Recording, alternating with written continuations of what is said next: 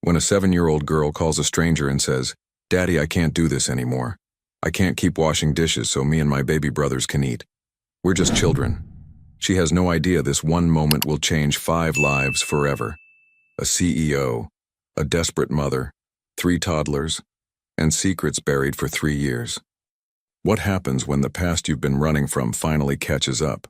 If you enjoyed this story, subscribe to the channel and type Amen in the comments. A beautiful piece of good news may come your way very soon, and don't forget to tell us where you're watching from. The fluorescent lights of Marty's diner flickered against the grease-stained walls as 7-year-old Violet Morgan dragged a plastic step stool toward the industrial sink. Her thin arms trembled under the weight of a stack of plates twice her size, remnants of meatloaf and mashed potatoes clinging to the chipped ceramic. The kitchen smelled of burnt coffee and yesterday's fish special, a smell that had seeped into her clothes, her hair, her very skin over the past 8 months. "Faster, kid. Those lunch dishes won't wash themselves." Marty's voice boomed from the service window, his thick fingers drumming impatiently on the stainless steel counter. "You want those leftovers for your brothers or not?" Violet's stomach growled in response, but she nodded silently, plunging her reddened hands into water so hot it made her wince. The soap stung the cuts on her fingers, tiny wounds from broken glasses she'd learned to hide. She couldn't afford to complain, couldn't afford to lose this arrangement. 3 2-year-old mouths depended on whatever scraps Marty deemed unfit to serve his paying customers. The boys were waiting in the alley behind the diner, tucked into a cardboard box fortress Violet had constructed from discarded produce crates. Mason, Lucas, and Tyler, her baby brothers, her responsibility, her entire world. Their identical faces with those striking gray-blue eyes would light up when she brought them food, even if it was just the crusts of sandwiches and the vegetables customers pushed aside. She'd taught them to eat quietly, to stay hidden, to never cry where anyone could hear. Their mother was at the factory again, always at the factory. 2 jobs, sometimes 3, and still they lived in a basement room with walls so thin Violet could hear the rats scratching. Still, Mama came home with empty pockets and exhausted eyes, collapsing onto the mattress they all shared without even removing her shoes. Violet had stopped asking questions months ago, stopped asking why they'd left their small apartment, why Mama jumped at every knock on the door, why she cried in her sleep and whispered a name Violet could never quite make out. The plate slipped from Violet's soapy grasp, shattering against the sink's edge. 3 jagged pieces clattered into the basin. "God damn it!" Marty appeared in the kitchen doorway, his bulky frame blocking the light. "That's coming out of your pay, but I don't get—" Violet bit her tongue, tasting blood. She didn't get paid. She got leftovers. That was the deal. Arguing would mean losing even that. "No food for you today. Maybe that'll teach you to be more careful." Marty's eyes were cold, calculating. "Your brothers can still eat, but you learn what it means to cost me money." Violet's vision blurred with tears she refused to shed. She was so hungry, so tired. Her arms ached from scrubbing, her back hurt from standing, and her head felt light. But she'd gone without food before. She could survive 1 more day. The boys couldn't. "Yes, sir," she whispered, returning to the mountain of dirty dishes. The lunch rush had been brutal. Nearly every table full, which meant more plates, more glasses, more silverware coated in dried ketchup and syrup. Violet's hands moved mechanically. Scrub, rinse, stack, repeat. Scrub, rinse, stack, repeat. Her mind drifted to the small kindnesses that kept her going. The way Tyler laughed when she made funny faces. How Mason always shared his portion with her, even when she pretended she wasn't hungry. The way Lucas would curl up in her lap and fall asleep with his tiny hand clutching her shirt. She didn't notice the man in the expensive suit enter the diner. Didn't see him take the corner booth, the wobbly one near the kitchen that most customers avoided. Didn't hear him order the coffee and sit in unusual silence, staring at his phone with the kind of intensity that suggested he was anywhere but here. Julian Westbrook had exactly 17 minutes before his next meeting. His driver waited outside in the Mercedes, engine idling, while Julian sought a moment of anonymity in this decidedly unanonymous part of his carefully curated existence. The downtown office towers were only 8 blocks away, but this neighborhood might as well have been another planet. A planet where his tailored $3,000 suit and Italian leather shoes drew stares instead of reverent nods. He'd come here on impulse, taking a wrong turn while trying to avoid traffic, and something about the shabby diner had called to him. Maybe it was nostalgia for simpler times before board meetings and shareholder expectations, before his company's valuation hit 9 figures and every decision carried the weight of thousands of employees' livelihoods. Or maybe it was the ghost of a memory, a woman with kind eyes and a gentle laugh who'd vanished like smoke 3 years ago, leaving nothing but questions and a hollow ache in his chest. Melissa. Her name was a prayer he'd long since stopped speaking aloud. The coffee arrived in a chipped mug, bitter and burnt. Julian grimaced but drank it anyway, scrolling through emails that all demanded immediate attention. Acquisition deals, patent disputes, an interview request from Forbes. His assistant had packed his schedule so tightly he barely had time to breathe, let alone think. But thinking was dangerous. Thinking led him down familiar paths, to that November night 3 years ago when he'd met a woman at a charity gala who seemed utterly unimpressed by his wealth and status. She'd been serving champagne, her blonde hair pulled back in a simple ponytail, her smile warm and genuine in a room full of plastic smiles. They'd talked for hours after her shift ended, walking through the city until dawn painted the sky pink. He'd fallen in love somewhere between 2nd Avenue and Sunrise, and then she'd disappeared without a trace. No phone number, no last name he could find, no forwarding address.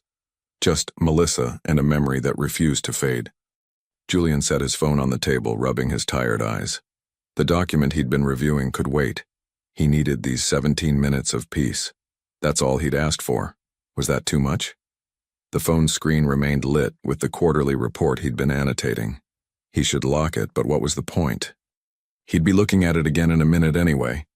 His phone buzzed with another email and he reached for it, but his hand froze midway as the kitchen door swung open.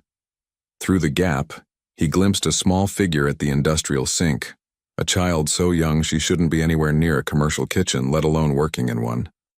Blonde hair hung in tangled waves around a face pinched with exhaustion. Her arms, thin as bird bones, struggled with a load that would challenge an adult. The door swung shut before Julian could process what he'd seen. A child, working, in a kitchen that clearly violated about 14 different labor laws. He glanced at the surly man behind the counter, Marty according to the name tag, who was now yelling something about broken plates and docked pay. Julian's lawyer instincts kicked in immediately. This was wrong, deeply, fundamentally wrong. But he had 16 minutes now. A meeting he couldn't miss. A company that depended on him. He'd call social services from the car, report what he'd seen, let the proper authorities handle it. That was the responsible thing to do. Julian pulled out his wallet, left a 20 for the $3 coffee, and stood to leave. He'd almost made it to the door when he heard it, a sound so soft he might have imagined it. A child's voice, tight with suppressed tears, whispering to herself in the kitchen. Please, God. Please let Mama find a better job soon. Please let the boys eat today. I can be strong. I can wait. Just, please help us. Something in Julian's chest cracked. He'd heard prayers before. Countless prayers in countless churches during countless obligatory charity events. But this one, this desperate plea from a child who should be playing with dolls and learning multiplication, this one pierced through all his carefully constructed walls. 15 minutes. The meeting could start without him. His assistant would improvise. The company would survive.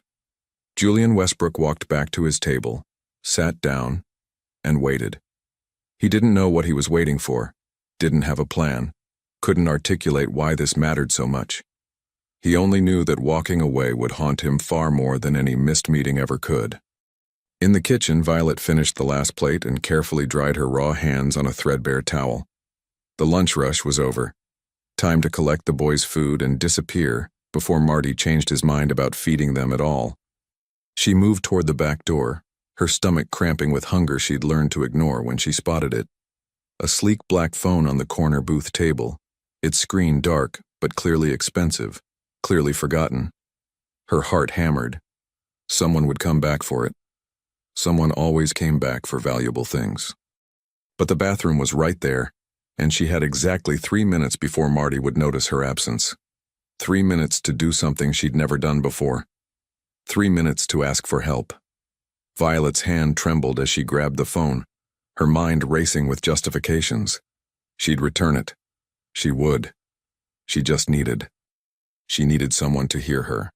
Someone to understand that she was drowning, that her mother was drowning, that 3 innocent babies were suffering for reasons Violet couldn't understand. The bathroom stall door closed with a soft click. Violet stared at the phone. It was still unlocked. The screen showing some kind of business document the man must have been reviewing before leaving it on the table. Her finger hovered over the phone icon. Who did you call when your world was falling apart? When you were 7 years old and responsible for 3 toddlers and a mother who worked herself into exhaustion but could never seem to earn enough? You called the first number you saw. A number labeled office. The phone rang once, twice. Then a voice, deep, authoritative, but somehow kind, answered. Julian Westbrook. Violet's carefully constructed composure shattered. All the fear, all the exhaustion, all the desperate loneliness came pouring out in a voice that cracked and broke. Daddy, I can't do this anymore. I can't keep washing dishes so me and my baby brothers can eat. We're just children. Please help us. I'm so tired. She didn't know why she said daddy. Maybe because that's what children were supposed to have. Fathers who protected them, who made things right, who showed up when the world became too heavy to carry alone. Or maybe because somewhere in her 7-year-old heart, she'd given up on pride and dignity and all the things her mother tried so hard to preserve. Maybe she just needed someone, anyone to care. The silence on the other end lasted an eternity. Violet held her breath, waiting for laughter, for dismissal, for the click of disconnection. Instead, she heard something unexpected. A sharp intake of breath, the sound of rapid movement, a voice suddenly urgent and focused. Where are you? Tell me exactly where you are. Julian burst through the diner's front door with the force of a man possessed. His expensive suit jacket flying open, his phone pressed to his ear as he barked orders to someone on the other end. The few remaining afternoon customers glanced up in surprise, their coffee cups pausing midway to their lips. Marty looked up from the register, his expression shifting from annoyance to alarm as this obvious symbol of wealth and power advanced on his establishment like an avenging angel. I'm at the location now, Julian said into his phone, his eyes scanning the interior with predatory precision. Yes, I'm aware of the legal implications, just get here. He ended the call and focused his full attention on Marty. You have a child working in your kitchen. It wasn't a question. It was an accusation delivered with the kind of cold fury that came from years of courtroom experience and absolute certainty of being right. Marty's face reddened, his hand instinctively moving to the register as if to protect it. I don't know what you're talking about, mister. I run a legitimate business here. Maybe you should save it. Julian's voice could have cut glass. I heard her. I saw her. And unless you want every health code violation, every labor law breach, and every moral failing of this establishment plastered across every news outlet in the city by tomorrow morning, you'll step aside and let me in that kitchen. The threat hung in the air, heavy and undeniable. Marty's calculation was visible. Fight this well-dressed stranger and risk everything, or cooperate and maybe salvage something from the wreckage. His shoulders slumped in defeat. She ain't my kid, he muttered. She just shows up every day, begs for food. I let her wash some dishes in exchange for leftovers. I'm doing her a favor. A favor. Julian's laugh was bitter. We'll see what Child Protective Services thinks about your favor. He didn't wait for permission, simply strode past Marty into the kitchen. The space was worse than he'd imagined. Grease coated every surface, the floor was sticky with years of accumulated grime, and the ventilation was so poor the heat felt oppressive. And there, standing frozen by the back door with a stack of to-go containers in her arms, was the child from his phone call. Violet's eyes were huge in her thin face, tracking Julian's approach with the wary alertness of a wild animal. She clutched the containers, her brother's food, against her chest like a shield. Please don't take the food, she whispered. They're hungry. It's not their fault. Julian felt something in his chest crack open, spilling emotion he'd carefully compartmentalized for years. This child, This impossibly brave, impossibly small child thought he'd come to take away the meager scraps she'd fought to earn. She stood there, trembling but defiant, ready to defend 3 containers of restaurant leftovers with the fierce protectiveness of a mother lion. "I'm not taking anything," Julian said softly, kneeling down to her level despite his expensive suit. "I'm here to help. You called me, remember? You asked for help." Violet's expression crumbled, relief and fear warring across her features. "I stole your phone. I'm sorry. I'm so sorry. I didn't know what else to do." "You did exactly the right thing." Julian reached out slowly, telegraphing his movement, and gently took one of her raw, reddened hands. The cuts and calluses on those small palms made him physically sick. "My name is Julian. What's yours?" "Violet." Her voice was barely audible. "Violet Morgan. It's nice to meet you, Violet. Now, you mentioned brothers? Baby brothers?" Violet nodded, her grip on the containers loosening slightly. "They're outside, in the alley. I made them a safe place to wait while I work. They're good boys. They don't cry or make noise. I taught them." "Dear God." Julian stood, fighting to keep his expression neutral. "Can you show me?" She hesitated, those old eyes in a young face studying him with heartbreaking skepticism. She'd learned not to trust easily, learned that adults lied, that promises broke, that help often came with strings attached. But something in Julian's steady gaze, in the gentleness of his tone, seemed to tip the balance. "Okay, but you can't tell Marty where they are. He'll be mad if he knows I brought them here." "Marty's going to have much bigger problems than hiding children," Julian assured her. The alley behind Marty's diner was a nightmare of overflowing dumpsters, scattered refuse, and the sickly sweet smell of rot. But tucked into a corner, partially hidden by stacked crates, was a makeshift shelter that spoke of desperate ingenuity. Cardboard walls reinforced with duct tape and plastic sheeting. A blanket, thin and threadbare but carefully folded, serving as both floor and ceiling. And inside, 3 identical pairs of eyes peered out at the world with solemn curiosity. The triplets were tiny for 2-year-olds, their clothes hanging loose on undernourished frames. But those eyes, those striking gray-blue eyes that seemed to look right through Julian, struck him like a physical blow. He'd seen those eyes before, knew those eyes, had fallen in love with those eyes 3 years ago on a woman who'd vanished like morning mist. No, it couldn't be.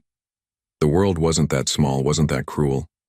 But even as Julian's logical mind rejected the possibility, his heart recognized the truth with crystal clarity. These children shared more than a passing resemblance to Melissa. They were her miniature mirrors, right down to the way they tilted their heads when examining something new, which meant Julian's knees went weak. He gripped the edge of a dumpster for support, his mind racing through calculations and impossibilities. 3 2-year-olds. One night, 3 years ago. The timeline fit. The eye color fit. Everything fit, except the question screaming through his skull. Why hadn't she told him? "These are my brothers," Violet said proudly, oblivious to Julian's internal crisis. "That's Mason, Lucas, and Tyler. Boys, this is, She looked up at Julian uncertainly. "Julian," he managed, his voice hoarse. "My name is Julian." The triplets watched him with that unnerving stillness children develop when raised in chaos, when any sudden movement might mean danger, when silence becomes survival. Mason clutched a small stuffed elephant with one ear missing. Lucas had his thumb in his mouth, his other hand twisted in the fabric of Tyler's shirt. Tyler, apparently the boldest, took one tentative step forward. "Food?" he asked hopefully, his voice high and sweet. Violet immediately opened the containers, distributing portions with the practiced efficiency of someone who'd done this countless times. She gave each boy slightly more than seemed fair, keeping the smallest portion for herself. Except Julian noticed she wasn't eating at all, just pretending to nibble while making sure her brothers ate their fill. "Violet," Julian said gently, "when did you last eat?" She shrugged, not meeting his eyes. "Marty said no food for me today. I broke a plate, but that's okay, I'm not that hungry." Her stomach chose that moment to growl loudly enough to be heard over the street traffic. Julian made a decision. He'd made thousands of decisions in his career, multi-million-dollar deals, strategic pivots, hires and fires that affected entire departments. But none of them had felt as monumentally important as this one. He pulled out his phone and made 3 calls in rapid succession. First to his assistant, canceling everything for the rest of the day. Second to his driver, instructing him to bring the car around to the alley. And third to his personal physician, requesting an immediate home visit. "Violet," he said, kneeling down again so they were eye level. "I need you to trust me. Can you do that?" The little girl studied him for a long moment, weighing options she shouldn't have to consider at 7 years old. "Are you going to take us away from Mama?" "No. But I am going to make sure you're safe and fed while we figure out how to help your whole family. I'm going to take you somewhere warm and clean, give you real food, and make sure those hands of yours get proper medical attention. And then we're going to find your mother and have a very important conversation. She's at the factory. She won't be home until late." "Which factory?" Violet rattled off an address that Julian recognized as one of the worst sweatshop operations in the industrial district, a place his company had specifically refused to do business with due to labor violations. Of course Melissa would be there. Of course she'd be working herself to death in the one place Julian's influence couldn't easily reach. "All right, then we'll wait for her at your home. Can you show me where you live?" Another long pause. Another internal calculation. Finally, Violet nodded. "Okay, but you have to promise not to judge Mama. She's trying her best. She loves us so much. Things are really hard right now. I promise." Julian extended his hand. "I won't judge her. I just want to help." Violet placed her small, damaged hand in his, and something fundamental shifted in Julian's universe. 30 minutes ago, he'd been concerned with stock prices and board meetings. Now holding this child's hand while 3 toddlers gathered around him with the desperate hope of the perpetually disappointed, he understood that he'd just been handed the most important assignment of his entire life. His driver, Thomas, appeared at the alley entrance, his professional composure faltering only slightly at the scene before him. To his credit, he asked no questions, simply opened the Mercedes doors and helped Julian load 4 small children into the pristine leather interior. The triplets' eyes went wide at the luxury, their hands tentatively touching the soft seats as if expecting them to disappear. "Violet," Julian said as Thomas pulled into traffic, "I need you to answer some questions, and I need you to be completely honest with me. Can you do that?" "I think so. Your mother's name is Melissa, right? Melissa Morgan?" Violet nodded. "Melissa Grace Morgan. But she said we used to have a different last name. Before." "Before what?" The little girl's expression shuddered, loyalty warring with the desperate need to unburden herself. "Before we had to leave. Before the scary men came looking. Before Mama started crying all the time." Julian's blood ran cold. "What scary men, sweetheart?" "I don't know. I just know Mama was scared. She packed up all our stuff in the middle of the night and we left our apartment, and she said we couldn't tell anyone where we went. Not even the neighbors who were nice to us." Pieces were clicking into place, terrible pieces that painted a picture Julian wished he could unsee. Melissa, 3 years ago, working as a server at a high-end event. Melissa, disappearing without explanation. Melissa, now hiding in poverty while raising 4 children alone. And those children, 3 of them with eyes that mirrored Julian's own. He'd thought he'd exhausted his capacity for shock today. He was wrong. "Violet, do you know who your brother's father is?" She shook her head. "Mama doesn't talk about him. But sometimes, late at night when she thinks we're asleep, she looks at this old phone she keeps hidden in her pillowcase. And she cries. And she says she's sorry over and over." Julian's hand moved unconsciously to his own phone, the phone Violet had used to call him, the phone he'd left on that diner table not by accident, but by providence. Or fate. Or whatever force governed the universe's cruelest ironies. "One more question, and this is important. Your mother, does she have blonde hair, blue-gray eyes, a small scar on her left wrist? How did you know about her scar?" Violet's eyes widened. "Mama said she got it when she was little, climbing a tree." The world tilted. Julian gripped the leather seat, fighting against the vertigo of a reality reshaping itself at impossible speed. It was her. Against all odds, against all probability, the woman he'd spent 3 years searching for was the mother of these 4 children. The woman he'd loved with an intensity that terrified him was living in a basement somewhere, working herself to death while her daughter washed dishes for scraps. And 3 of her children, 3 beautiful, fragile, impossibly brave children, might be his. The Mercedes pulled up to an address that made Thomas visibly uncomfortable. The building was 1 step above condemned, its windows covered in grime, its front steps crumbling, its hallways reeking of mold and despair. Violet led them down a narrow staircase to a basement unit with a door that didn't lock properly. "This is home," she announced with heartbreaking matter-of-factness. "It's not much, but Mama keeps it clean." Julian stepped inside and felt his heart shatter completely. The single room was barely 15 by 20 feet. 1 mattress on the floor covered with a blanket so worn it was nearly transparent. A hot plate on a makeshift table. A plastic bin serving as a makeshift refrigerator. No bathroom visible, probably shared with other units. No heat despite the autumn chill seeping through the walls. This was where Melissa lived. Where she'd raised 4 children alone. Where she'd tried to build some semblance of safety and normalcy despite circumstances that would have broken most people. And she'd done it rather than come to him. Rather than tell him about the children. Rather than accept help that Julian would have given without hesitation or condition. Why? What could possibly motivate someone to choose this desperate poverty over asking for help? Julian thought about the scary men Violet had mentioned. About Melissa's sudden disappearance 3 years ago. About the way she'd looked at him that night. With love, yes, but also with something that might have been fear. Or guilt. Or the knowledge of secrets too heavy to share. "Mr. Julian?"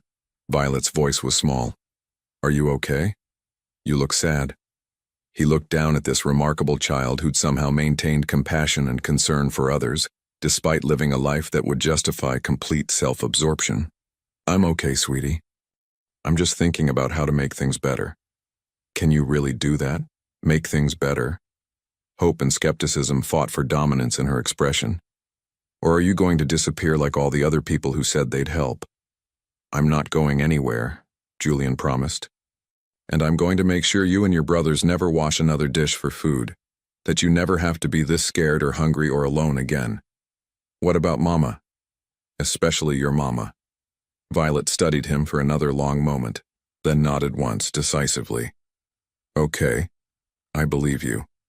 It was the highest compliment Julian had ever received, and the heaviest responsibility he'd ever accepted. Because somewhere across the city, Melissa Morgan was finishing her shift at a factory that ground people into dust. She had no idea her daughter had made a desperate phone call to a stranger. Had no idea that stranger was the man she'd loved and left. Had no idea her carefully hidden world was about to collide with the one she'd run from. Julian checked his watch. 5:30. If the factory shift ended at 6, Melissa would be home by 7. He had 90 minutes to prepare for a conversation 3 years in the making. 90 minutes to figure out how to look the woman he loved in the eyes and ask why she'd stolen his children and his future. 90 minutes before everything changed forever. Julian's first order of business was food. Real food, not restaurant scraps or whatever meager supplies Melissa had managed to scrape together. He sent Thomas to the nearest grocery store with instructions to buy everything a family of 5 would need for a week, with extra emphasis on child-friendly options and nutrition. Then he called his physician friend Marcus and pulled in a favor that was going to require significant explanation later. "I need you to come to this address and examine 4 children," Julian had said, his voice tight. "Off the books. Immediately." Marcus, to his credit, asked only 2 questions. "Are they in danger?" And "What's the address?" When Julian answered yes and provided the location, Marcus simply said he'd be there in 20 minutes. While waiting, Julian did what he did best. He assessed the situation with the cold analytical precision that made him successful in business. The room needed heat, proper bedding, food storage, basic safety improvements. The building itself was barely habitable.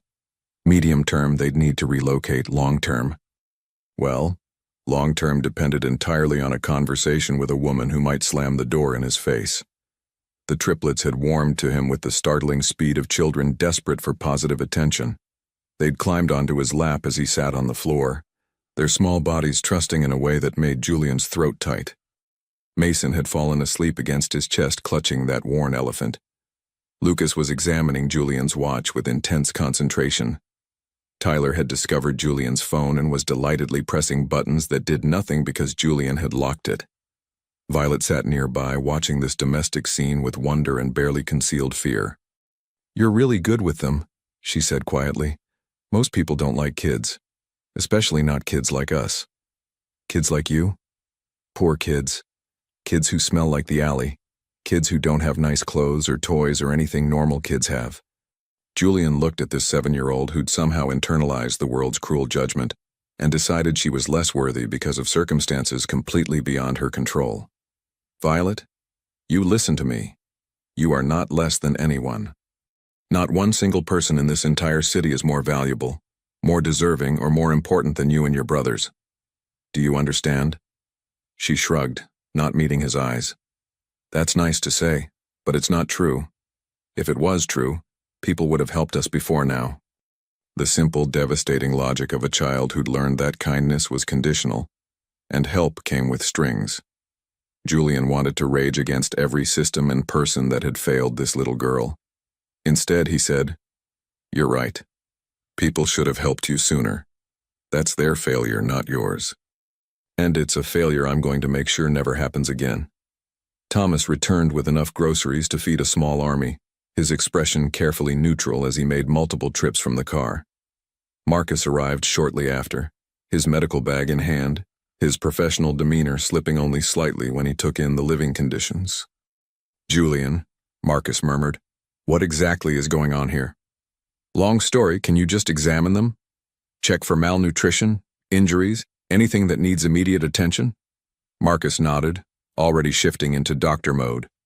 He was gentle with the children, explaining everything he was doing, turning the examination into a game that had the triplets giggling instead of frightened. Violet submitted to his ministrations with stoic acceptance, barely flinching when he cleaned and bandaged the cuts on her hands. "Well?" Julian asked when Marcus finished. "They're undernourished, but not critically so. Violet has some concerning signs of chronic stress. Her blood pressure is elevated for a child her age. She's underweight, and those hands have seen far more labor than they should. The boys are developmentally appropriate, but could use more protein and calories. No signs of physical abuse, which is something. But Julian," Marcus lowered his voice, "these kids need stability, proper nutrition, and probably therapy. Especially the girl. She's holding on by a thread." "I know. Does this have something to do with—" Marcus paused, choosing his words carefully. "With her?" Julian had told exactly one person about Melissa, his best friend since college, the man who'd held him together when the disappearance first happened, and Julian had nearly come apart. Marcus knew about the night, the connection, the inexplicable vanishing. He didn't know about Julian's 3-year obsession with finding her. "Yes. Jesus." Marcus ran a hand through his hair. "These are her kids?" "Yes. And the boys." Marcus glanced at the triplets, recognition dawning. "Oh my God, Julian. Are they yours?" "I don't know yet, but probably." "Probably." Marcus's voice rose slightly. "You have probable children living in a basement and you didn't know about it?" "She didn't tell me." The words came out harsher than Julian intended. "She disappeared, remember? 3 years of nothing, and now I find her here, like this, and she never once thought to mention that I might be a father." Marcus absorbed this information with the careful neutrality of a man who knew his friend was on an emotional knife's edge. "There must be a reason. That's what I'm about to find out." The sound of footsteps on the stairs made everyone freeze. Slow, exhausted footsteps that spoke of a body pushed beyond its limits. A key rattled in the inadequate lock. The door swung open, and there she was. Melissa Morgan looked like a ghost of the woman Julian remembered. Her blonde hair, once glossy and bright, was dull and pulled back in a messy bun.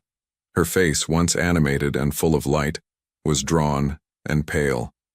Her clothes, cheap work pants and a stained sweatshirt, hung on a frame that had lost too much weight. But her eyes, those incredible blue-gray eyes, were exactly as Julian remembered. Those eyes swept the room, taking in the strangers, the groceries, the well-dressed man holding her sons. Recognition hit her like a physical blow. The color drained from her face. The bag she was carrying fell from nerveless fingers. "No," she whispered. "No, no, no. This can't be happening." "Mama!" Violet jumped up, running to her mother. "Mama, it's okay. This is Mr. Julian. He helped us. He bought food and a doctor came and everything is okay now." But Melissa wasn't looking at Violet. She was staring at Julian with an expression of absolute devastation. Terror and longing and guilt and love all twisted together in a mask of pure anguish. "Hello, Melissa," Julian said softly, carefully transferring the sleeping Mason to the mattress. "It's been a while. You shouldn't be here." Her voice shook. "You can't be here. They'll find out. They'll come. Oh God, what have you done? Who will find out? Who'll come?" Julian stood, approaching her slowly, as if she might bolt. "Melissa, what are you running from?" She shook her head frantically, backing toward the door. "You have to leave right now. Forget you saw us. Forget this address.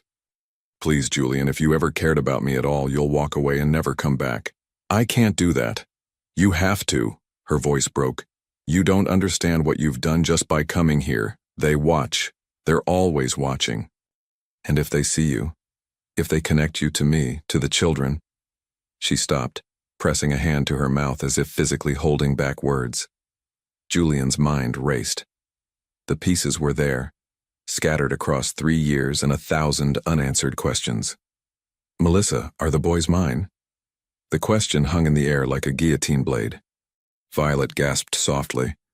Marcus took a sudden interest in his medical bag. Melissa's face crumpled, tears finally spilling over. "I can't," she sobbed. "I can't answer that. Don't ask me to answer that." "Why not?" "Because if they are, if those 3 beautiful children sleeping on that mattress are my sons, then you've kept them from me for 2 years. You've let them grow up in poverty while I had resources that could have changed everything. So you're going to tell me why, Melissa. You're going to tell me right now what could possibly justify this." His voice had risen despite his best efforts. The boys stirred, sensing tension. Tyler started to whimper. Melissa moved immediately to comfort them, her mother's instincts overriding everything else. She gathered all 3 into her arms, murmuring reassurances, and Julian saw the love there, fierce, protective, absolute. Whatever else she'd done, whatever secrets she was keeping, her devotion to these children was unquestionable. When the boys settled, she turned back to Julian. Her expression had shifted from panic to resignation. "I'll tell you, but not here, not in front of them, and not until I'm sure we're not being followed." "Followed by whom?" "Your brother." The words hit Julian like a bucket of ice water. "My brother? Christopher? What does he have to do with any of this?" Melissa's laugh was bitter and broken. "Everything. He has everything to do with it. But I need you to promise me something first. Whatever I tell you, whatever you learn, you won't go to him directly. You won't confront him without a plan. Because he's dangerous, Julian. More dangerous than you know. And he spent 3 years making sure I could never come back to you." Julian's world tilted again. His brother, his brilliant, successful, occasionally ruthless older brother, connected to Melissa's disappearance. It was impossible. It was insane. Except Melissa's fear was real, her terror genuine. And suddenly Julian was remembering things he'd dismissed as coincidence. Christopher's unusual interest in Julian's love life, his questions about that server girl, his subtle suggestions that Julian was better off alone, focused on business. "All right," Julian said slowly. "I promise. But you're going to tell me everything." Melissa nodded, exhaustion and relief competing in her expression. "I will. But first." She looked around the room, at the groceries, at Marcus, at the clear evidence of Julian's immediate intervention. "First, I need you to tell me something honestly. Why did you come? Why now after all this time?" Julian crossed the room, stopping just short of touching her. Your daughter called me. She found my phone at a diner where she washes dishes for food, and she said something that broke my heart and changed everything.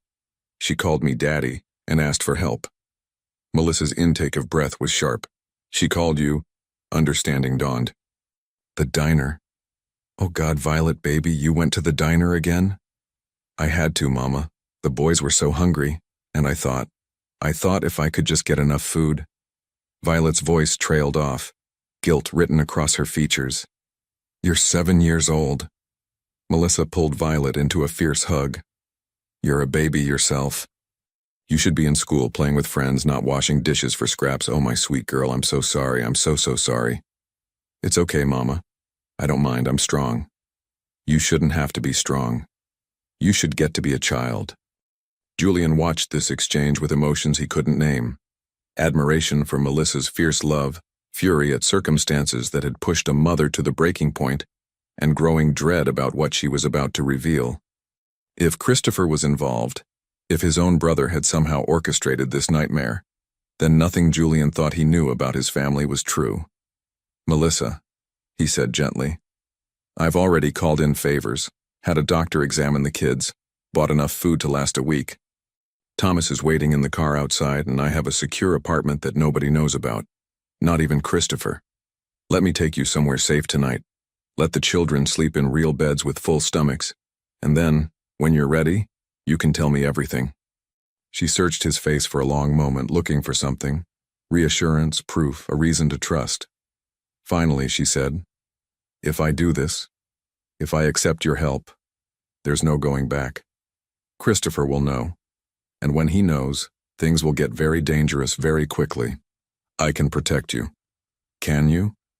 The question wasn't skeptical. It was genuinely uncertain, as if Melissa herself didn't know the answer. Can you protect me from someone who has unlimited resources, connections in every level of government and business, and absolutely no conscience when it comes to getting what he wants? Yes. Julian said it with more confidence than he felt. Because whatever resources Christopher has, I have more. Whatever connections he's made, mine go deeper. And unlike him, I have something worth fighting for. He looked pointedly at Violet, at the sleeping triplets, and finally back at Melissa. I have a family I didn't know existed. And now that I do, now that I've seen them and held them and promised to protect them, there's no force on earth that will make me walk away. So you can trust me or not, Melissa. You can tell me the truth or keep your secrets. But either way, I'm not leaving. I'm in this now, whether you want me to be or not. The silence stretched between them, heavy with 3 years of unspoken words and unbearable choices. Then Melissa's shoulders sagged in defeat or acceptance. Julian couldn't tell which. Okay, she whispered. Okay. We'll go with you. But Julian, when you hear what I have to say, you might not want us anymore. You might realize that some things are too broken to fix and some secrets are too big to forgive. Try me.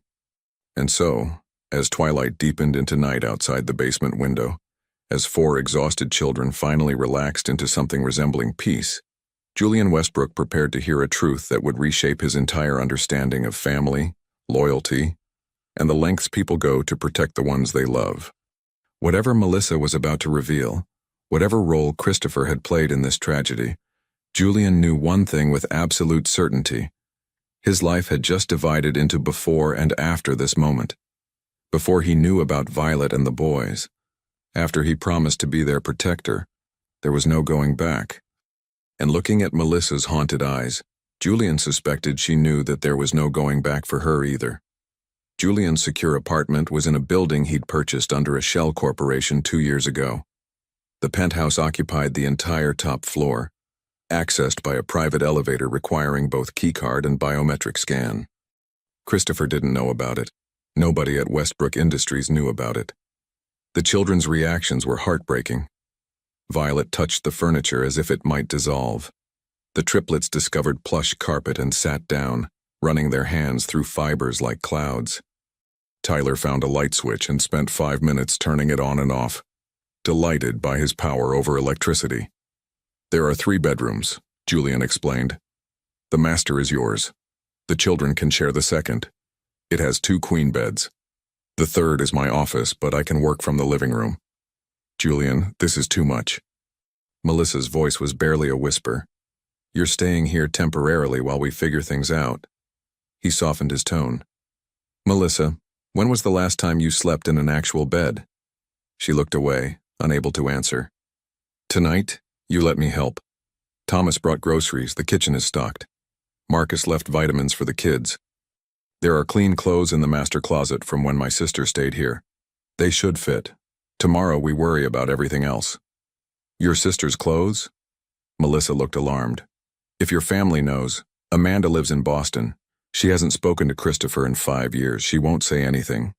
Julian moved closer. I meant what I said. Whatever you're afraid of, I will protect you. But you need to trust me. Tears welled in her eyes. You don't know what you're promising. Then tell me. She glanced at the children exploring the kitchen. Not tonight. They've been through too much. Let them have one evening of peace. Julian cooked simple food, grilled cheese, scrambled eggs, fruit salad, while 4 children and 1 exhausted mother watched like he was performing magic. The triplets ate with focused intensity.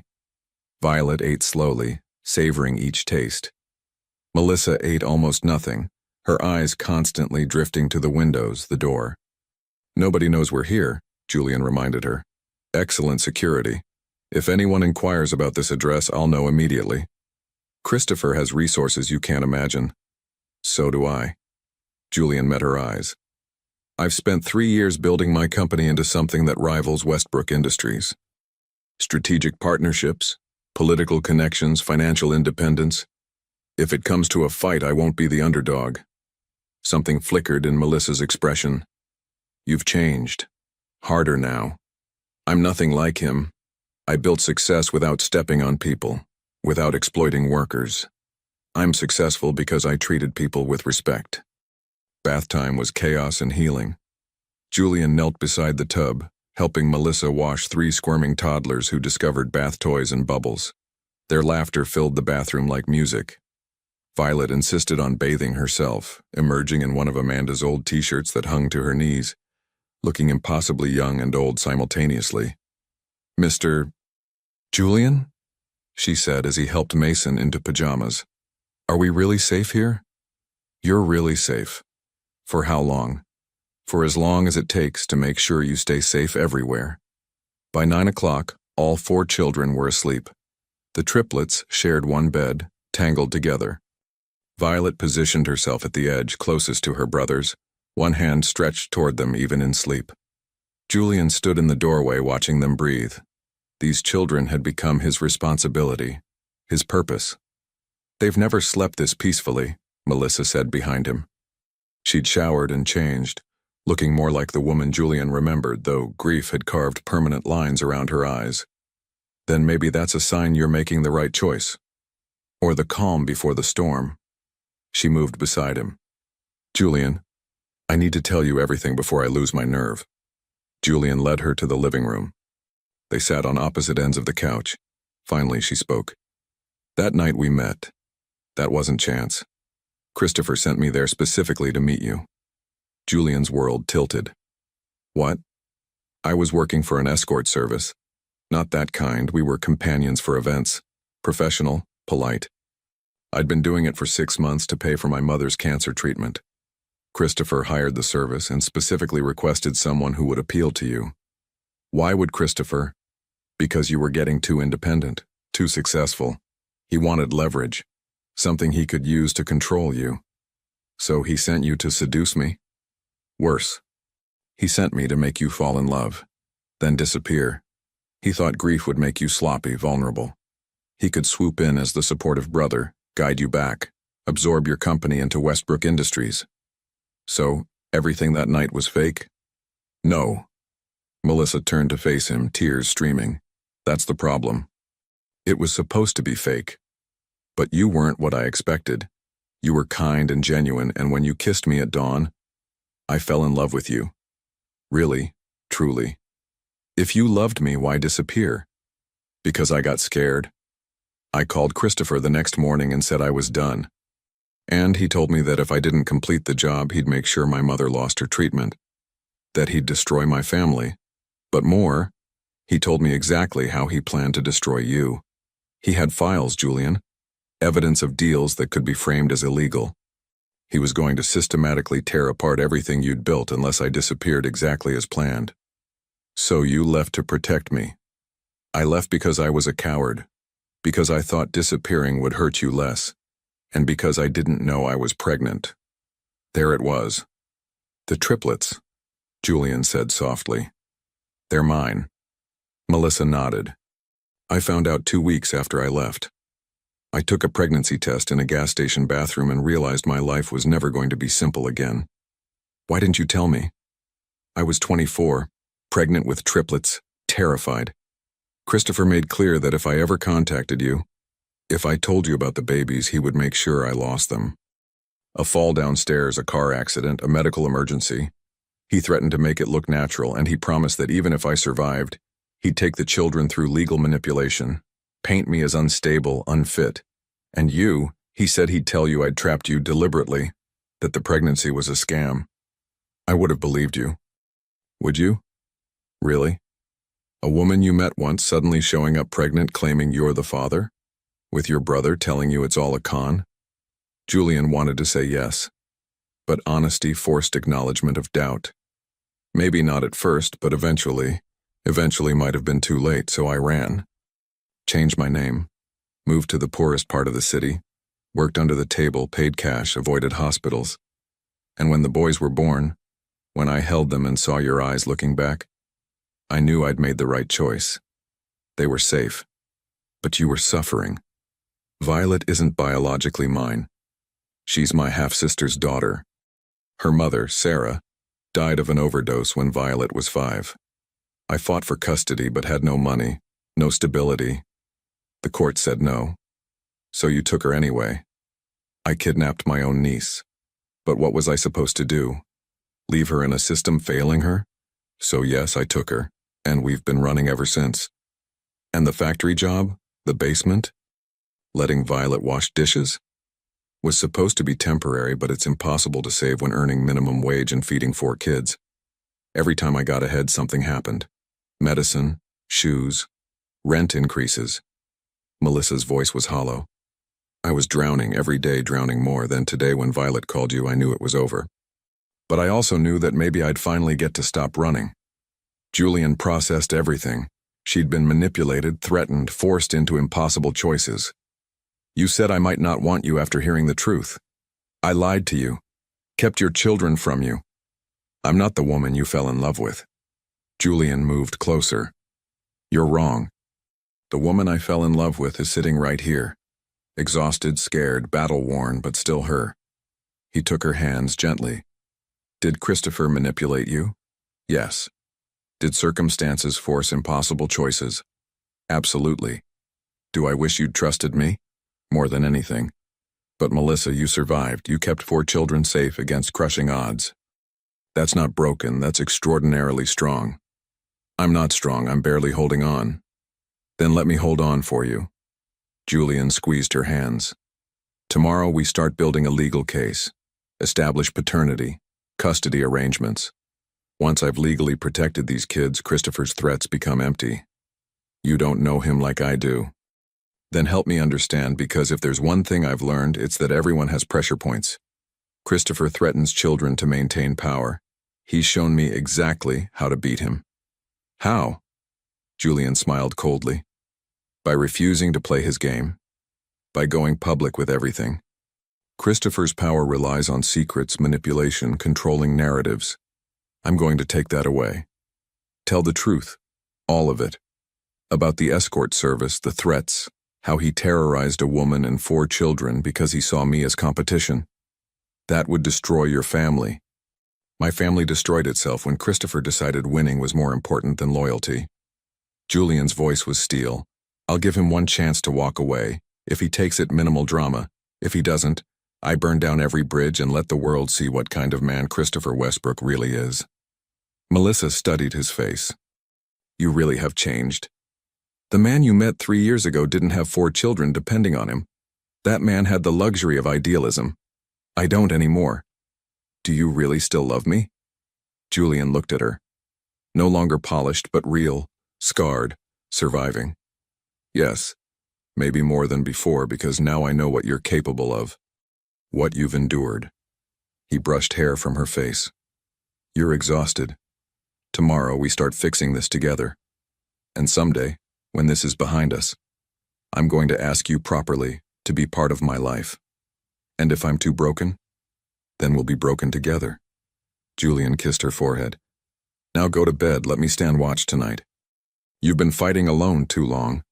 She nodded and retreated to the bedroom. Julian pulled out his phone and began making notes. Lawyers to call, evidence to gather, strategies to implement. Christopher thought he'd won, but he'd made a critical error. He'd given Julian a reason to fight that transcended business or family loyalty. He'd threatened Julian's children, and that was a mistake Christopher would regret. Morning brought chaos. The triplets woke at 6:30 with delighted shrieks. Violet immediately shifted into caretaker mode, trying to quiet them. It's okay, Julian said, appearing from the kitchen where he'd been awake since 5. Let them explore. This is their home now. For how long? Violet's question was pointed. Until your brother finds us? We're not running anymore. Today we start fighting back. Julian had assembled a team. Margaret Chen, a family law attorney known for aggressive protection of children's rights. David Okoye, a private investigator specializing in corporate espionage. And Amanda Westbrook, Julian's sister who'd driven from Boston overnight. Amanda took one look at the children and Melissa's haunted expression and began organizing. Right. Kids need clothes, school enrollment for Violet, doctor appointments. Julian, you focus on legal. I'll handle the human elements. Amanda, you don't have to. Melissa started. Yes, I do. Christopher terrorized me for years. If he's done worse to you, helping isn't charity, it's justice. Amanda's expression was fierce. Besides, those triplets have the Westbrook eyes, which makes them family, and family protects each other. While Amanda took Melissa and the children shopping, Julian met with his legal team. Let me be clear, Margaret said, spreading documents. Establishing paternity is straightforward. DNA test, court filing. Custody of the triplets will be uncontested, but Violet complicates things. Melissa has no legal custody. Technically, she kidnapped her niece. That's a felony. Can we fight it? We can try. The system's failures, Sarah's death, Violet's preference, all helps, but it's messy. Christopher will use that. Exactly, which is why we move first, hard and fast. Margaret pulled out documents. I've drafted multiple filings to submit simultaneously.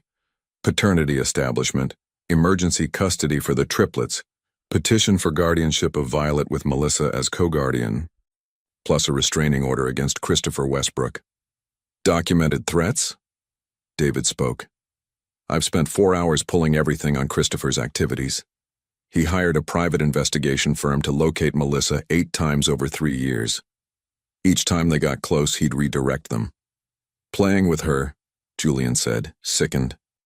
Cat and mouse, classic psychological torture. But it means there's a paper trail. With legal pressure, we can force that firm to testify about Christopher's intent to harass. That's leverage. It gets better. The escort service shut down amid trafficking investigation. The owner kept excellent records. Those records are in law enforcement custody, including communications between Christopher and the service, specifically discussing engineering a meeting between Melissa and you. Can we access them? With subpoena power, yes. Which brings my recommendation. Don't play defense. Go on offense. File a civil suit against Christopher for emotional distress, conspiracy, harassment. Force him to defend himself under oath. That destroys any remaining family relationship. Then decide what's more important, their approval or these children's safety. Margaret's voice was gentle but firm. You can't have both. Julian looked at the documents. Then he thought about Violet's raw hands, 3 toddlers in a cardboard box, Melissa's desperate survival. File everything. Hit Christopher with everything simultaneously, and schedule a press conference for 3 days from now. Margaret and David exchanged glances, then nodded. Let's build a case Christopher Westbrook can't escape. That evening, after everyone left, Julian gathered Melissa, Amanda, Margaret, and David for final strategy. Christopher knows by now that Melissa is here, so what's his next move? Julian's phone buzzed. Unknown number. We need to talk. Tomorrow, 2 p.m., my office. Come alone. It's a power play, Margaret said. His territory, his terms. Which is why you shouldn't go, David added. But Amanda shook her head. No, he should go. But not alone, and not unprepared. You need to face him, let him make threats, let him think he's in control. But you'll be recording everything. He's my brother. Part of me wants to believe there's some explanation. There isn't, Melissa said flatly. Julian, I've had 3 years to hope Christopher would develop a conscience, but men like him don't feel remorse. They feel entitled. She's right, Amanda confirmed. Whatever he wants from this meeting isn't reconciliation. It's information. Fine. I'll go. Let him talk. Then I'll give him one chance to walk away. If he refuses, we proceed with full legal assault and public exposure. That night, after everyone had left, Julian stood by the windows. Melissa appeared beside him, wrapped in a blanket. Are you really ready for what choosing us means you'll lose? I'm not losing anything that mattered. Christopher stopped being my brother when he decided threatening children was acceptable. I'm gaining 4 children who need me. A woman I never stopped loving. She leaned against him. They stood together, drawing strength, preparing for battle. Tomorrow, don't expect the brother you remember. Expect a stranger who looks like family but thinks like an enemy. And Julian, don't let him make you doubt what we have. I believe you. Whatever Christopher said tomorrow, Julian's certainty was unshakable. He'd found his family, and he'd protect them with everything he had. Westbrook Industries headquarters occupied 42 floors in the financial district. Julian entered with David Okoye and 2 security professionals. He wore a wire. His phone live-streamed audio to a secure server. Christopher's office was on the top floor. He stood at the window, back to the door. Classic power pose. When he turned, his smile was warm. Julian, thank you for coming. Christopher moved forward but stopped when Julian remained still. No hug? You threatened to kill Melissa and 3 children. Forgive me if I'm not feeling affectionate. Christopher's smile didn't falter. She told you her version, how predictable. He sat casually. Please, sit. I'll stand. Suit yourself. Christopher studied Julian. So, you've taken in a woman you spent one night with, along with 4 children. Quite the hero complex. The triplets are mine. DNA testing will confirm it. Will it? Or will it confirm what Melissa wants you to believe? Brother, have you considered this might be exactly what she planned? Her reappearance, her desperation, children with conveniently similar eyes, all carefully engineered to trap you? Julian had expected this. You hired her to seduce me. Orchestrated her disappearance. She has records. I hired an escort service for companionship. The service chose Melissa. What she did was her business. Christopher's expression was innocent. As for the disappearance, she vanished on her own. You threatened her mother's cancer treatment. Her mother died 2 years ago, Julian. If I'd threatened treatment, wouldn't that have backfired when she died anyway? Christopher's logic was smooth. Think about it. What would I gain from threatening some random woman? Control over me. I have a billion-dollar company, international partnerships, political connections. Why would I need to control you? Christopher spread his hands. You're my brother. I love you. Yes, I wanted you to stay with Westbrook Industries, but threatening children? That's movie villain behavior. Julian felt the ground shifting. Christopher's reasonable tone, logical arguments. This was what Melissa warned about. Then explain the private investigators. 8 attempts to locate Melissa. I was trying to help you. You were heartbroken, and I thought if I could find her, you could get closure. Christopher's expression was sympathetic. You redirected them every time. I redirected them when I realized she didn't want to be found. What was I supposed to do? Force an encounter that would traumatize you both? Christopher sighed. Julian, I'm not the villain. I'm the brother who's watched you tear yourself apart for 3 years over a woman who used you. Now she's back, conveniently destitute with children she claims are yours. Can you not see how that looks? For a moment, Julian wavered. Christopher's version was logical. If Julian hadn't heard Melissa's raw honesty, hadn't seen the children's conditions, he might have believed it. But he'd seen those things. And he'd seen Christopher's mask slip when Julian mentioned DNA testing. You're very good.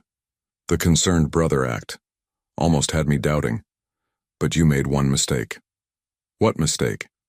You assumed I came to be convinced. I didn't. I came to give you one chance to walk away.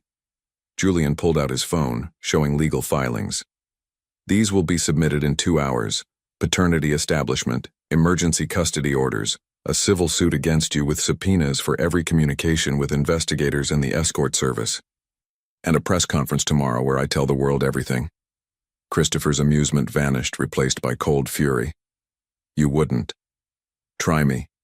The only thing that stops this is your written agreement to leave Melissa and the children alone. No contact, no investigation. You stay out of our lives, I stay out of yours. And if I refuse, then I destroy you.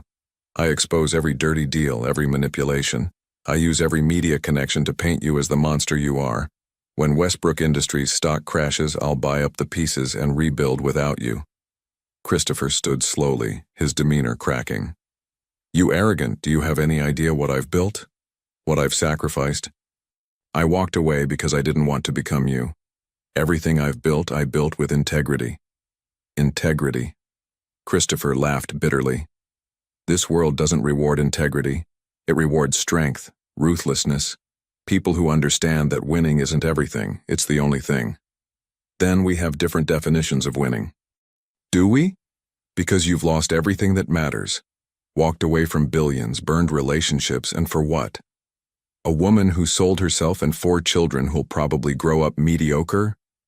The insult ignited something volcanic in Julian. He took a step forward, fists clenched. But that's what Christopher wanted, evidence Julian was unstable. Instead, Julian smiled coldly. You're right about one thing. We have lost something. I've lost the last hope that somewhere inside you was the brother I grew up with. And you've lost your one chance to avoid what happens next. You think you can threaten me? I have resources. I've spent 3 years building my own network. People who owe me favors, who trust me.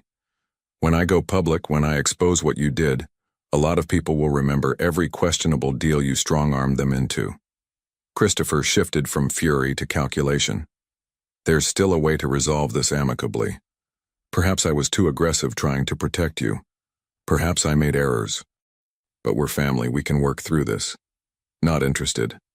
Even if I could make Melissa's legal troubles disappear, ensure Violet's custody transfer, provide financial support. Christopher was pivoting. I have resources that could help them. Legitimate help, no strings. Strings are all you have. Julian moved toward the door. You have 2 hours to sign the agreement. If you don't, we proceed. Your choice. Julian, wait. Christopher's voice stopped him. Do you really hate me this much? For a second, Julian saw something that might have been genuine emotion. But then he remembered Violet's raw hands, Melissa's terror, 3 toddlers in a cardboard box. I don't hate you. I pity you. Because you've spent so long winning that you've forgotten what you were winning for. Goodbye, Christopher. Julian walked out. Outside, David was waiting. How did it go? Exactly as expected. Did the recording work? Perfectly. We have everything. Send the agreement. If we don't have a signed copy by 5 p. Me, we file everything. The drive back felt surreal.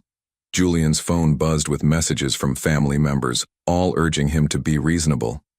He ignored them. Melissa was waiting, anxiety across her face. What happened? He tried to make me doubt you. Almost worked for 3 seconds. Then I remembered who I'd seen in that cardboard box. Did he agree to leave us alone? Not yet, but he will, because the alternative is losing everything. At 4:58, Julian's phone rang. Margaret Chen. He answered on speaker. We have it. Signed agreement. Delivered 7 minutes ago. He agrees to no contact with Melissa or the children. no interference with custody, and a formal apology filed with the court, but kept sealed. In exchange, we don't proceed with public exposure. Julian felt tension drain. It's over? It's over. The children are safe. Christopher is legally bound to leave you alone. If he violates it, he faces criminal charges and full exposure. You won. After the call, Melissa was crying. Not from sadness, but overwhelming relief. Julian held her while the weight of survival finally lifted. It's really over, she whispered. It's really over. What happens now? Now we live. Enroll Violet in school. Establish paternity and custody. Find a real home where all 6 of us can build something permanent. 6. You, me, and 4 kids make 6. Julian smiled. Or did you think I was going to protect you, then walk away? I don't deserve you. Melissa, you survived hell to protect children. You're one of the strongest people I've ever met. He cupped her face. If you'll have me, if you'll trust me, I'd like to spend a long time proving that to you. She kissed him, soft, tentative, full of hope, different from their first kiss, deeper, built on honesty and survival and choosing each other despite impossible odds. Violet appeared in the doorway. Does this mean we really get to stay? That Mr. Julian is going to be our dad? If that's okay with you, Julian said. Violet considered this seriously. Then she took both their hands. Okay, but you have to promise. No more running, no more being scared, no more washing dishes for food. I promise, they said together. Good. Violet smiled. Genuine, unguarded. Can we have pancakes for dinner? I've never had pancakes that weren't from a box. That evening, Julian made pancakes while 4 children and 1 exhausted but smiling woman crowded into his kitchen. Tyler got batter in his hair. Mason ate half the chocolate chips. Lucas created a flour explosion. Violet supervised with general-like authority. It was chaos. Messy. Perfect. Later, after the children slept, Julian stood at the window. Melissa joined him, fitting against his side. What are you thinking? She asked. That 3 years ago I thought I'd lost everything when you disappeared. Turns out I was wrong. I hadn't lost everything, I just hadn't found it yet. Julian wrapped his arm around her. You gave me purpose, family, home. They're amazing, aren't they? They learned it from you. Maybe now they'll learn it from you too. The next morning brought new challenges, paperwork, appointments. But there was also breakfast as a family, the triplets' delight at unlimited juice, Violet's careful clothing selection for her first school day. Julian had thought building his company was his greatest achievement. He'd been wrong. This, teaching Tyler to tie shoes, helping Melissa with guardianship paperwork, listening to Violet read, holding Mason while he napped, this was what success looked like. Christopher had been right. Julian had lost his old life, the family connections, social standing, careful balance between legacy and independence. But he'd gained something infinitely more valuable. 4 children who called him Dad, a woman who'd survived hell and chosen to trust him, a purpose that transcended profit. He'd gained a family worth fighting for. And as Julian watched the sunrise paint the city gold, with Melissa sleeping peacefully and 4 children safe in the next room, he understood that some things were worth any cost. He'd found his people, his family, his home, and he'd never let them go.